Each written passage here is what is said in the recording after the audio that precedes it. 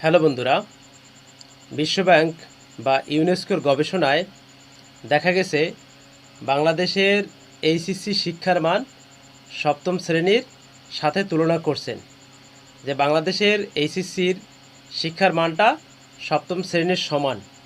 এর কারণ কি?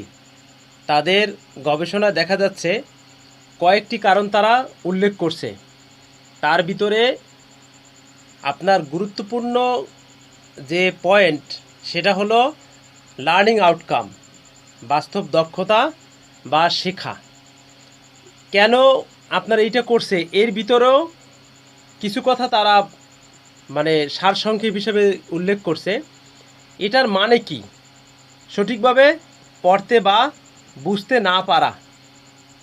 2 নাম্বার, মৌলিক গণিত বা বিজ্ঞানে প্রশ্নে দুর্বল থাকে, অর্থাৎ মৌলিক যে গণিতগুলো আছে বা বিজ্ঞান আছে এইটায় তারা প্রচুর পরিমাণে দুর্বল, এর কোনো অ্যান্সার তারা করতে পারে না।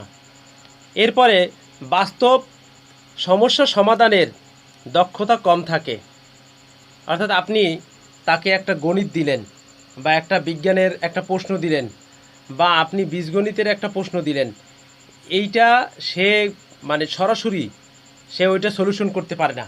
এটাকে বলা হয় বাস্তব সমস্যার সমাধানের দক্ষতা কম থাকে। কিন্তু জ্ঞানের গভীরতা বা দক্ষতা নেই অনেকের মধ্যেই। এর কারণ, এরও কিছু কারণ আছে, সে কারণগুলো একটু আপনারা মনোযোগ সহকারে শুনবেন। কেন এমন হয়?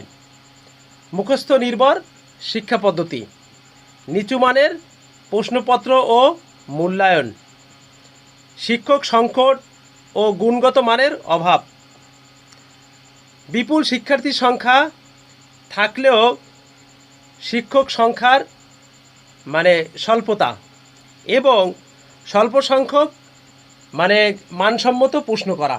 অর্থাৎ আপনার এর যদি একটু ব্যাখ্যা করা হয় যে আপনার শিক্ষক আছে কম, শিক্ষার্থী অনেক বেশি, আবার এই বেশি শিক্ষার্থীর কারণে স্বল্প সংখ্যক যে শিক্ষক আছে সেই শিক্ষকরা কি করে, প্রশ্নের মানটা অনেক করে সহজ করে, যাতে তাদের জ্ঞানের পরিধিটা কম থাকে।